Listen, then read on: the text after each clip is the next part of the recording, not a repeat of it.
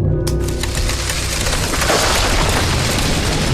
my name is Chloe from ASU's Economics Department, and today I'm going to be doing a tutorial on the compensating wage differential and statistical discrimination. Keep in mind that wage and notation may differ, so always check with your professor. So now we're going to start our review on compensating wage differential. The compensating wage differential is when wage of skilled labor is paid more than unskilled labor. This is based on the principle that people with more human capital are paid more. And human capital basically comes down to skills, education, and experience. So according to the compensating wage differential, skilled laborers should earn more than unskilled laborers. So when looking at the graphs below, we see that the skilled laborers have a supply curve that is more towards the left, so they have less supply in their market, which could be one of the factors contributing to a higher wage. Whereas in the unskilled market, they have more supply, so the wage is lower. But this gap in supplies is also caused from the differences in human capital, which again is skills, education, and experience. It is important to note that this difference of $10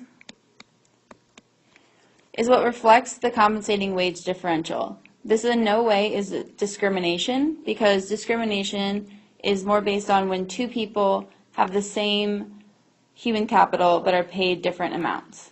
So to sum up, compensating wage differential in this market is $10. And now we're going to take a quick look at an example of what discrimination looks like in the market. So now we're briefly going to look at statistical discrimination. So this is an example of a market where we have two sets of people who have the same human capital and skills, men and women.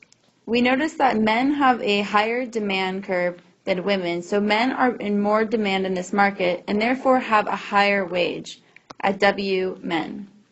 This difference of wages when both sets of people have the same human capital represents statistical discrimination. So what makes this statistical discrimination is that in this scenario, statistically, women are the ones that have children and are known to be the primary caretakers.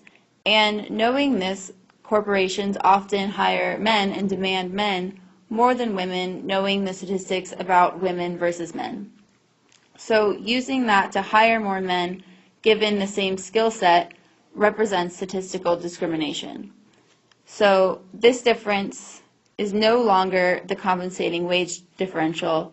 Instead, it's just a discrimination.